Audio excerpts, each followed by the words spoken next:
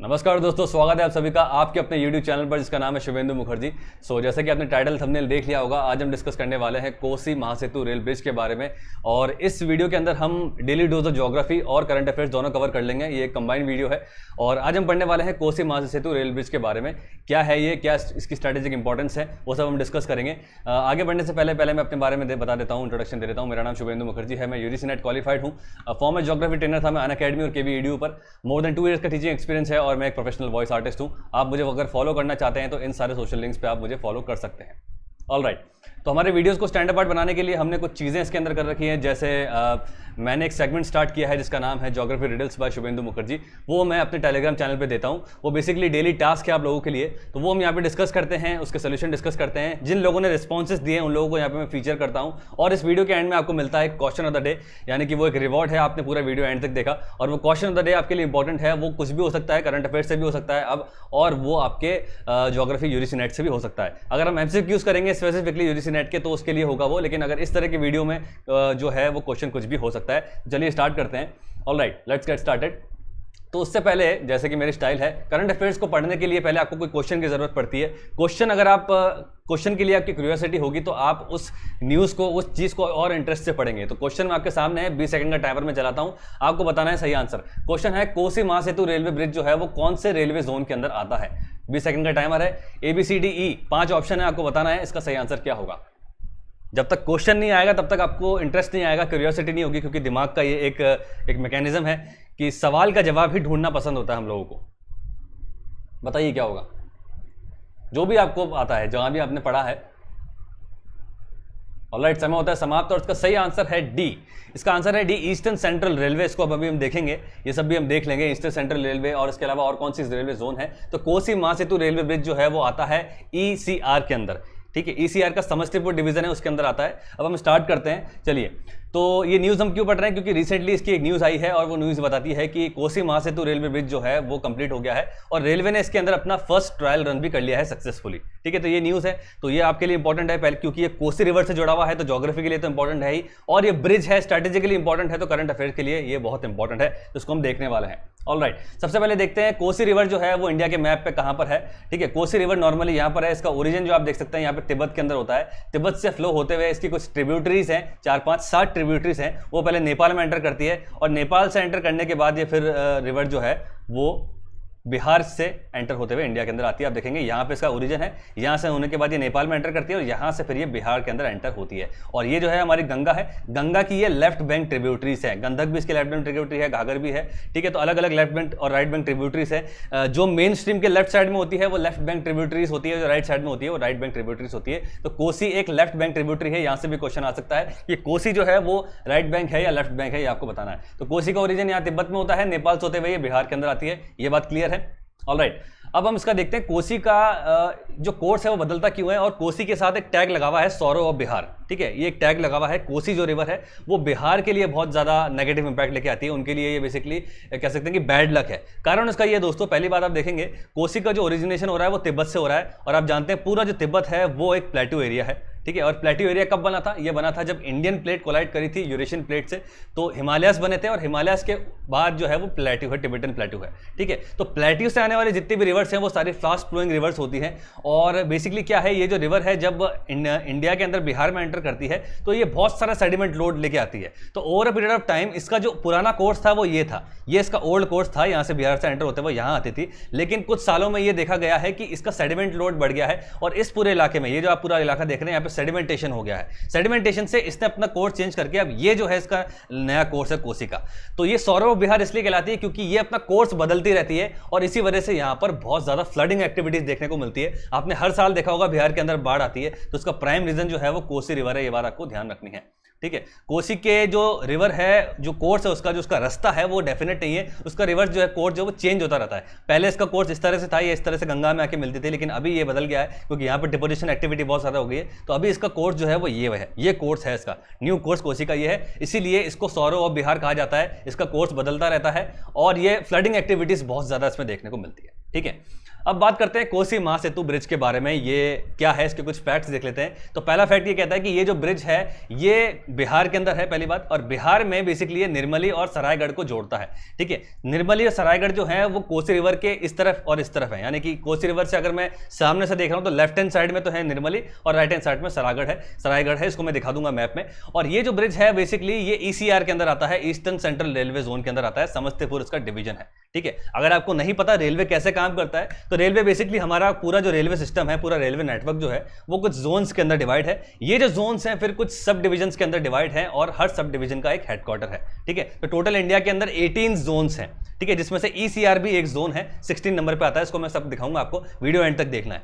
ठीक है, तो आपको ध्यान रखना है रेलवे का जो ऑपरेशन है वो काम करता है जोन्स के अंदर। जोन्स डिवाइडेड है कुछ सब डिविजन्स के अंदर और सब डिवीजन के अंदर कुछ हमारे हेडक्वार्टर्स बने हुए हैं। तो देखो जो हम नॉर्मली पोस्ट पढ़ते हैं, जैसे डीआरएम जो है, डिविजनल रेलवे मैनेजर जो है, वो डिवीजन का हेड है। ठीक है, डीआरएम तो डिवीजन जो है यानी कि जोन डिवाइड हुए सब डिविजन्स पे और हर सब डिवीजन पे एक डीआरएम है। और ये जो डीआरएम है वो करता है रिपोर्ट सीधा जनरल मैनेजर को, जोन को, यानी कि जनरल मैनेजर जो है वो हेड है जोन का और जो डीआरएम है वो हेड है सब डिवीजन का।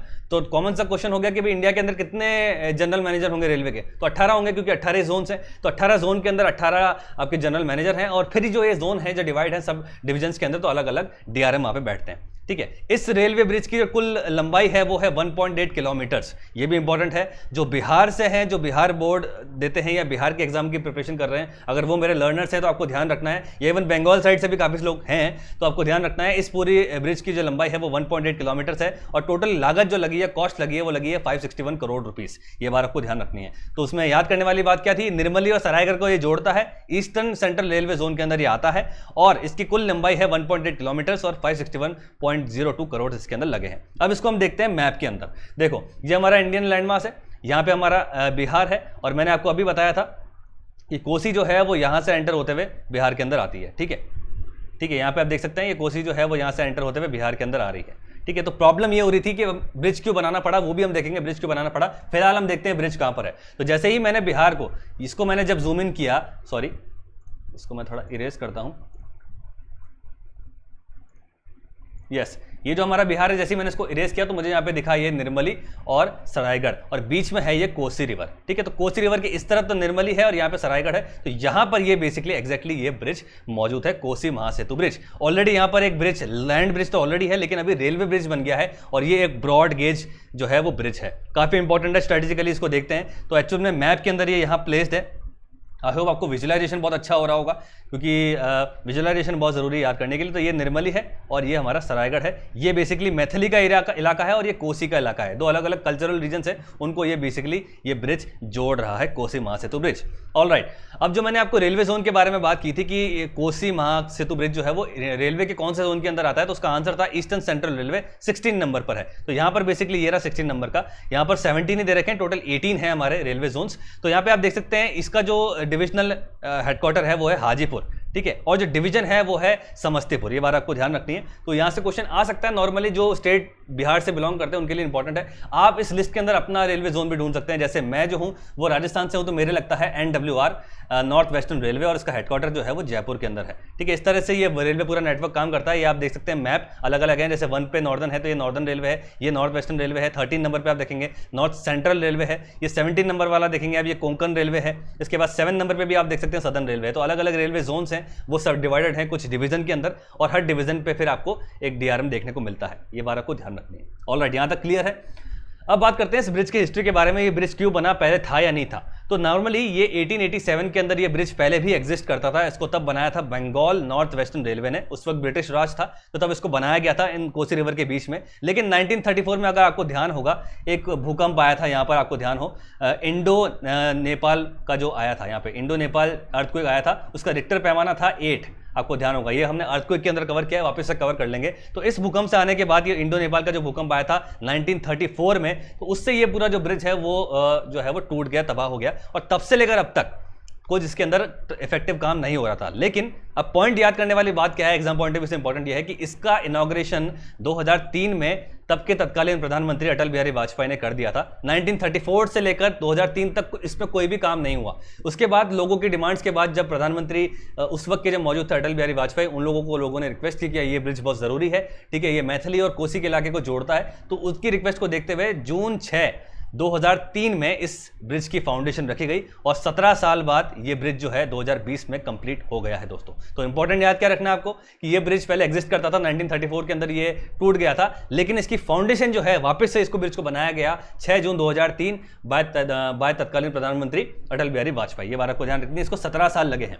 ऑल राइट, तो ये आपने देख लिया, ये जो भूकंप था उस वक्त जो आया था, इसके अलावा और भी भूकंप आए हुए वो सब हम कवर करेंगे। ऑल राइट, तो इस ब्रिज के बनने से बिहार के लिए क्या इसकी इंपॉर्टेंस बनती है, तो बिहार की इंपॉर्टेंस बनती है कोसी और मिथिला का जो इलाका है। मिथिला जो है वो ये वाला है, ये वाला इलाका है मिथिला का, ये वाला, ये जो हमारा सरायगढ़ का जो इलाका है ये मिथिला का इलाका है और ये कोसी का इलाका है। तो यहाँ पे अगर लिंक बन जाएगा तो इन दोनों इलाकों के बीच में बेसिकली बहुत ज़्यादा मैट्रिमोनियल रिलेशंस पाए जाते हैं और काफ़ी ज़्यादा ये यूनाइटेड है ये दोनों इलाके। तो ये दोनों जुड़ जाते हैं, कनेक्टेड हो जाते हैं। इसके अलावा रेल कनेक्टिविटी मिल जाती है नॉर्दर्न बिहार को, ठीक है, वो भी देखेंगे हम कैसे रेल कनेक्टिविटी मिल रही है और इंडस्ट्रियल एक्टिविटी को बूस्ट देखने को मिलता है। पर जो अहम सवाल है वो ये है कि ये ब्रिज स्ट्रेटेजिकली इंपॉर्टेंट कैसे है इंडिया के लिए, इंडिया पॉइंट ऑफ व्यू से इंपॉर्टेंट क्यों है। पहले आप ये मैप देखेंगे, ठीक है, आप जानते हैं इंडिया की जो बाउंड्री है वो उसके दोनों तरफ जो है हमारे पास जो नेबर्स हैं वो कुछ बहुत ज़्यादा अच्छे नहीं है। वेस्ट के पास हमारे पास पाकिस्तान है जो अपने सीज फायर जो है वायलेशन करता रहता है, यहाँ पे लॉन्च पैड है, वो अपने आतंकवादी घुसेड़ता रहता है, ठीक है। ईस्ट के अंदर हम देख रहे हैं जो दूसरा फ्रंट देख रहे हैं हम, हमारे पास 2 फ्रंट्स हैं,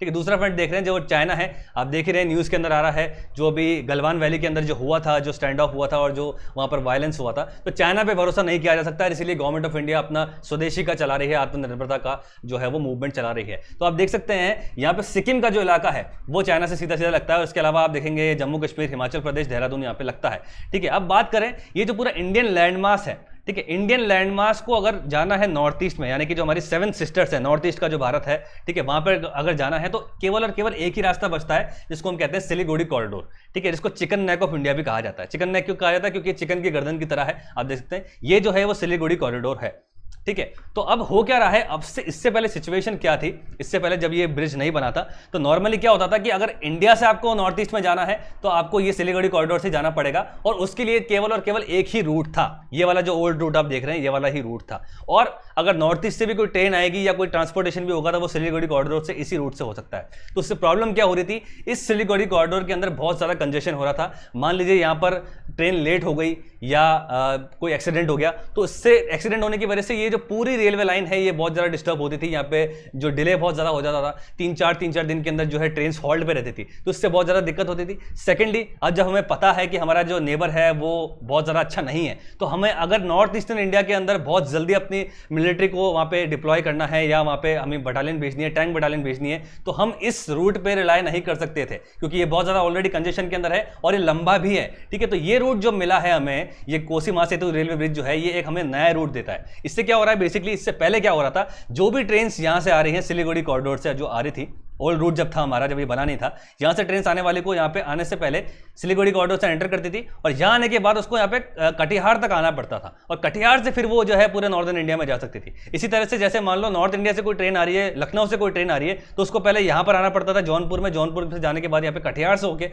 फिर इनको सिलीगुड़ी कॉरिडोर पर जाना पड़ता था। तो ये लंबा रूट भी था और अगर आपको अर्जेंट नीड के अंदर अपनी आर्मी डिप्लॉय करनी तो आप नहीं कर सकते थे यहाँ पर, अगर रेल से करनी है तो आपको। तो ये जो ब्रिज बना है इससे अब क्या होता है, इसमें सिलीगुड़ी से आने वाली जितनी भी ट्रेन हैं, ठीक है, तो उनको कटिहार तक जाने की जरूरत नहीं है, वो यहीं से किशनगंज से घूमते हुए सीधा दरभंगा से होते हुए सीधा इस रूट पे जा सकती हैं। तो ये एक बहुत ज्यादा strategically Indian point of view से बहुत ज्यादा इंपॉर्टेंट बन गया है रूट, क्योंकि ये बेसिकली इस स्ट्रेच के बीच में जो हमने देखा निर्मली और सरायगढ़ के बीच का जो स्ट्रेच नहीं था, इसी वजह से ये ओल्ड रूट लेना पड़ता था। पर इस स्ट्रेच के बीच में अब जब रेलवे लाइन आ गई है तो एक हमें ऑल्टरनेट रूट मिल गया है। यहां पर सिलीगुड़ी कॉरिडोर के अंदर अब कंजेशन कम हो जाएगा और आप बहुत जल्दी मतलब आर्मी को भेज सकते हैं, आप अपना ट्रांसपोर्टेशन इंक्रीज कर सकते हैं, ठीक है। किसी भी तरह का डिप्लॉयमेंट अगर आप नॉर्थ ईस्टर्न इंडिया के अंदर चाहते हैं या डेवलपमेंट चाहते हैं तो वो अब बहुत आसानी से हो सकता है। इस मैप के अंदर आप नया रूट और ओल्ड रूट देख सकते हैं। ये वाला जो है वो हमारा नया रूट है क्योंकि ये दरभंगा से होते हुए यहाँ पर निर्मली और यहाँ से सरायगढ़ से होता हुआ ये इसको कनेक्ट कर रहा है। जो पुराना रूट था उसको पहले यहाँ से पहले कटिहार तक आना पड़ता था, कटिहार के बाद आप फिर पूरे इंडिया के अंदर जा सकते हो। तो स्ट्रेटेजिकली बहुत इंपॉर्टेंट है, ये बात आपको ध्यान रखनी है।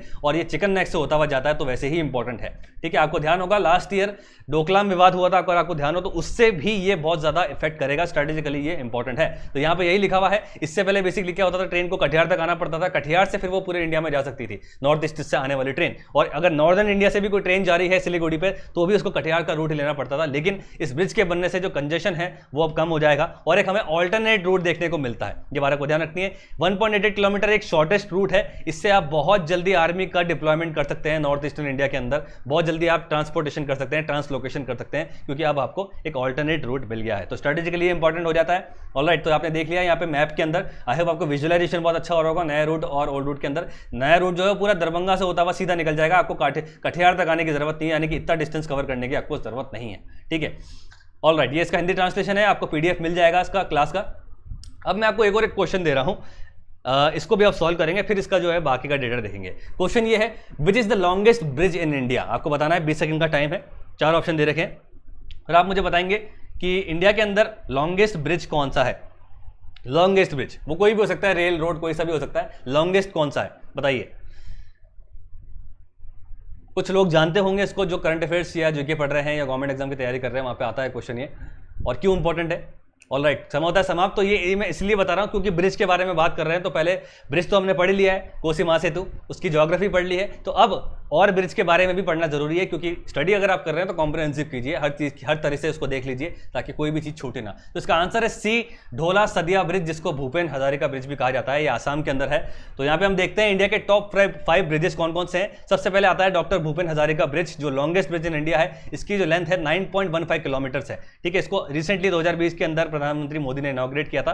तो यहाँ पे देखेंगे इसी का नाम है ढोला सदिया ब्रिज। ठीक है, 9.15 किलोमीटर है, इसको नाम दिया है भूपेन हजारिका ब्रिज, और ये कनेक्ट करता है आसाम और अरुणाचल प्रदेश को। ये एक रोड ब्रिज है और ये बेसिकली लोहित रिवर के ऊपर है। लोहित रिवर जो है वो ब्रह्मपुत्र की एक ट्रिब्यूटरी है, तो सबसे लंबा ये है। उसके बाद है दिबाग रिवर ब्रिज, जो 6.2 किलोमीटर है, ये भी रोड ब्रिज है और ये अरुणाचल प्रदेश को कनेक्ट करता है और ये दिबांग रिवर पर है। उसके बाद महात्मा गांधी सेतु है, फिर बांद्रा वर्ली सीलिंग है जो मुंबई के अंदर है, और उसके बाद बोगीबील ब्रिज है। इसके अलावा और भी ब्रिज है, लेकिन मैंने यहाँ पे टॉप 5 ब्रिज आपको बताए हैं, तो इनमें से अगर क्वेश्चन आता है तो आप इसको कर सकते हैं। स्टेट पूछा जा सकता है आपसे, और इनके ऊपर ये किस रिवर के ऊपर बना है ये भी पूछा जा सकता है। जैसे आप देखेंगे यहाँ पे जो बोगीबील रिवर है, जो बोगीबील ब्रिज जो है वो रेल कम रोड ब्रिज है, तो यानी कि ये ब्रह्मपुत्र रिवर के ऊपर है और आसाम के ऊपर है। ये रेल कम रोड ब्रिज है, यानी कि इस पे रोडवेज भी जा सकती हैं और रेलवेज भी जा सकती हैं। तो ये टॉप 5 ब्रिजेस आप देख सकते हैं, इनके नाम है, इनको मैं आपको विजुअलाइजेशन कराता हूँ मैप पर। तो ये है हमारा भूपेन हजारिका ब्रिज और ये है हमारा बोगीबील ब्रिज, जिसको मैंने बताया ये महात्मा गांधी सेतु ब्रिज है। उसके बाद बांद्रा वर्ली सीलिंग ब्रिज यहाँ पर है। उसके बाद विक्रमशिला जो है 6 नंबर पर आता है, वो भी यहाँ पर मौजूद है। तो आप देख सकते हैं यहाँ पर,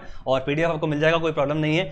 तो ये हमने देख लिया है। ऑलराइट, तो आई होप आपको समझ में आ गया होगा कि हमने कोसी महासेतु ब्रिज के बारे में पढ़ लिया है, स्ट्रेटेजिकली क्यों इंपॉर्टेंट है। मेन तो बेसिकली ये इंपॉर्टेंट है, नया रूट मिलता है और ये सीधा दरभंगा से होता हुआ आपको कनेक्ट करता है सिलीगुड़ी कॉरिडोर से। आपको कटिहार तक आने की जरूरत नहीं है, और ये कंपैरेटिवली छोटा है, शॉर्ट है, ब्रॉड गेज के वे है, तो ये रेलवे लिंक भी है, तो आपको बहुत ज्यादा स्ट्रेटेजिकली इंपॉर्टेंस मिलती है, क्योंकि आपके जो नेबर हैं आप जानते हैं बहुत ज्यादा नोटोरियस हैं। तो यहाँ पर कभी भी आपको मिलिट्री डिप्लॉयमेंट करनी पड़ी तो आप कर सकते हैं। उसके अलावा इंडस्ट्रियल बूस्ट यहाँ पे देखने को मिलेगा। पूरा नॉर्दर्न बिहार जो है वो एक रेल लाइन के अंदर आ गया है। अब आपको इस ऑल्टरनेट रूट पे जाने की जरूरत नहीं है। मे बी ये ओल्ड रूट अब शायद मालगाड़ियों के लिए यूज होगा। पहले ये जो ओल्ड रूट था वो मालगाड़ियों के लिए भी यूज होता था, पैसेंजर ट्रेन के लिए भी यूज होता था, और कोई मिलिट्री डिप्लॉयमेंट भी करना है तब भी यही रेल रूट जो है वो यूज होता था। तो यहाँ पर कंजेशन बहुत ज्यादा था, ये बात आपको ध्यान रखनी है। ठीक है, ऑलराइट, तो ये हमने पढ़ लिया है। अब हम बात करते हैं आज जो मैंने रिडल दिया था आपको। तो बेसिकली आज ये मैंने टेलीग्राम चैनल पे रिडल पोस्ट किया था और आपको उसमें बताना था कि इस पिक्चर को देखकर कि कौन सी कंट्री है जिसकी सबसे लॉन्गेस्ट कोस्ट लाइन है। तो सब लोगों ने इसका सही आंसर दिया है। इसका आंसर है C, Canada. Canada is the right answer. और देखते हैं कि इन लोगों ने सही जवाब दिया है। याशिका ने गलत दिया था और जवाब बी दिया था उन्होंने, आंसर बी नहीं है। Africa is not a country, Africa is a continent. ठीक है, तो कनाडा इसका सही आंसर है। और मनीषा को समझ में नहीं आया, फिर उन्होंने सही दिया था क्योंकि मेरे से टाइपो एरर हुआ था। सुष्मिता मलिक ने सही दिया है, मोहम्मद फैजल ने सही दिया है, मनीषा ने सही दिया है, रानी ने सही दिया है, तन्मय ने सही दिया है, आलिया और शुभोजीत, महाश्वेता, अलका, मिनी रस्तोगी, अविनाश कुमार, स्वीटी शर्मा, निवी कुमारी, कुछ नए लर्नर्स भी जुड़े हैं, पमी शर्मा, श्रुति वर्मा, मोइन खान और जया मिश्रा, मेघा जैन, चांदनी सोनी, तृप्ति बंसल और शबनम मेहता। इन सब लोगों ने सही आंसर दिया। आप लोगों को कंग्रेचुलेशन है। और गलती अगर आप करते हैं तो उससे घबराने की बात नहीं है, गलती करेंगे तो ही याद होगा। 4 लोगों के सामने गलती करेंगे तो ही याद होगा आपको। तो ये ह्यूमन टेंडेंसी है, जब आप 4 लोगों के सामने गलती करते हैं तो आप उसको कभी भूलते नहीं है। यही मेरा इंटेंट है कि आपको मैं याद करा दूं, चीज़ें आप भूलें ना एग्जाम के अंदर। ठीक है, तो ये रिडल हो गई। अब बात करते हैं क्वेश्चन ऑफ द डे के बारे में। क्वेश्चन ऑफ द डे तो हम करेंगे, उसका आंसर आप देंगे कमेंट के अंदर, लेकिन उससे पहले बात करते हैं last question of the day के बारे में। ये मैंने आपको एक इंडिया का मैप दिया था और इसके अंदर मैंने स्टेट वाइज बायोस्फीरिक रिजर्व जो है वो प्लेस किए थे, आपको बताना था कौन सी स्टेट के अंदर कौन सा है। तो देखते हैं कौन सा है। गुजरात के अंदर है हमारा ग्रेट रन ऑफ कच्छ, उसके बाद यहाँ पर उत्तराखंड के अंदर है हमारा Nanda Devi national park and बायोस्फीरिक reserve. Madhya Pradesh के अंदर 2 है, पंचमढ़ी भी है और पन्ना भी है, तो ये बेसिकली पन्ना है इसकी लोकेशन। और सिमलीपल जो है वो उड़ीसा के अंदर है, ये सुंदरबंस वाला है। और ये जो सिक्किम के अंदर है वो है कंचनजंगा भी बोलते हैं इसको, ये हाईएस्ट है। इसके बाद यहाँ पर देखेंगे तमिलनाडु के अंदर ये है हमारा नीलगिरीज और ये जो है हमारा गल्फ ऑफ मन्नार। ठीक है, ये सारे हैं। इसके अलावा और भी हैं बायोस्फीरिक रिजर्व, कभी बाद में इसको कवर कर लेंगे। तो ये बेसिकली आप इस तरह के क्वेश्चन करते हैं अप्लाइड वाले, तो आपकी जो है वो विजुअल मेमोरी तो बढ़ती है, लेकिन आपको याद भी होती चीज़ें, क्योंकि जितना आप अटेम्प्ट करेंगे उतना ज़्यादा अच्छा है। तो ये इसका करेक्ट आंसर है और काफ़ी लोगों ने सही आंसर दिया है, मैंने देखा था। अब बात करते हैं क्वेश्चन ऑफ द डे के बारे में। तो ये भी एक क्वेश्चन ऑफ द डे है और ये बेसिकली विजुअलाइजेशन पर ही है। इसमें बेसिकली मैंने क्या किया है, डायग्राम पे आपको दिख रहा होगा, ये बेसिकली प्रेशर बेल्ट्स है। तो प्रेशर बेल्ट हमने कवर कर लिया है, इस चैनल पर भी वापस से कवर कर लेंगे, कोई टेंशन वाली बात नहीं है। तो ये बेसिकली प्रेशर बेल्ट है। आपको क्या करना है, इस डायग्राम को देखते हुए बताना है कि कौन सी प्रेशर बेल्ट्स के बीच में कौन कौन से सेल्स ऑफ सर्कुलेशन है। आपको ध्यान होगा सेल्स ऑफ सर्कुलेशन होते हैं, नाम मैं नहीं ले सकता अभी, वही आपको नाम लेना है। अलग अलग सेल बने हुए हैं अलग अलग प्रेशर बेल्ट्स के बीच में। तो आपको सैंपल आंसर कैसे देना है, सेल का नेम लिखना है और उसको बताना है ये किन 2 प्रेशर बेल्ट के बीच में आता है। जैसे इक्वेटोरियल लो और सबट्रॉपिकल हाई प्रेशर बेल्ट के बीच में कौन सा सेल है, उसके बाद सब पोलर हाई और सबट्रॉपिकल हाई प्रेशर बेल्ट के बीच में कौन सा है, और पोलर हाई और सब पोलर लो के बीच में कौन सा है, ये आपको बताना है। इस तरह से सैंपल आंसर होगा। तो ये हो गया आपका question of the day. I hope आपको वीडियो पसंद आया होगा आज का। हमने इसका डेली डोज ऑफ ज्योग्राफी भी कवर कर लिया है, करंट अफेयर भी कवर कर लिया है। इस तरह से हम करते रहेंगे। और ये है हमारा टेलीग्राम चैनल, इससे आप जुड़ सकते हैं। इसमें आपको क्लास पीडीएफ मिल जाएंगे, अपडेट्स मिल जाएंगे और हर तरह की इन्फॉर्मेशन मिलेगी। इसका नाम है शुभेंदु नेट ज्योग्राफी। टेलीग्राम में जब आप सर्च करेंगे शुभेंदु नेट ज्योग्राफी, इस चैनल डीबी के साथ आपको मिल जाएगा।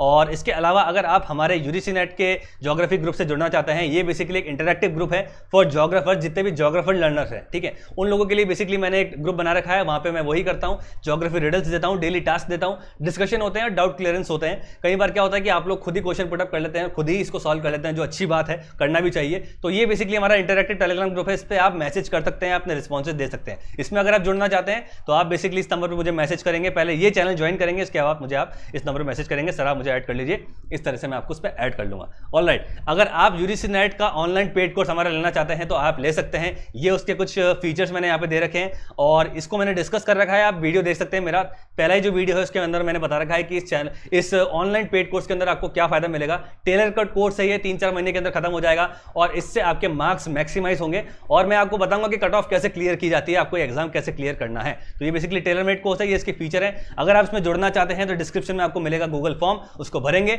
और आपको इस तरह से गूगल फॉर्म मिलेगा। जब आप क्लिक करेंगे लिंक पे तो आपको इस तरह का गूगल फॉर्म मिलेगा और उसको आपको फिलअप करना है और फिलअप करने के बाद सबमिट करना है, तो आपका फर्स्ट लेवल ऑफ रजिस्ट्रेशन हो जाएगा फॉर यूजीसी नेट ज्योग्राफी। ठीक है, तो मैं चाहूंगा कि आप लोग जुड़िए ऑनलाइन कोर्स से, क्योंकि यूट्यूब पर हम लोग इस तरह के वीडियोस कवर करने वाले हैं। पूरा ज्योग्राफी का सिलेबस कवर शायद नहीं होगा, करंट अफेयर्स और ज्योग्राफी से रिलेटेड आपकी चीजें यहाँ पे कवर हो जाएंगी। अगर यूजीसी नेट चाहते हैं तो आप कोर्स ज्वाइन कर सकते हैं, फीस बहुत नॉमिनल है, कर सकते हैं। इस वीडियो में इतना ही दोस्तों, वीडियो को लाइक कीजिए, चैनल को सब्सक्राइब कीजिए, आप लोगों को सपोर्ट मुझे चाहिए और बेल आइकन दबा के रखिए। और आप हमारे टेलीग्राम चैनल से जुड़ सकते हैं, इसका नाम है शुभेंदु नेट ज्योग्राफी। और आप इस चैनल लिंक्स की वीडियो अपने सोशल हैंडल्स पर पोस्ट करना शुरू कीजिए, ज़्यादा से ज़्यादा लोगों तक फैलाइए और लोगों को ऑनबोर्ड कीजिए। इस वीडियो में इतना ही, थैंक यू सो मच, मिलते हैं नेक्स्ट वीडियो के अंदर। Good night.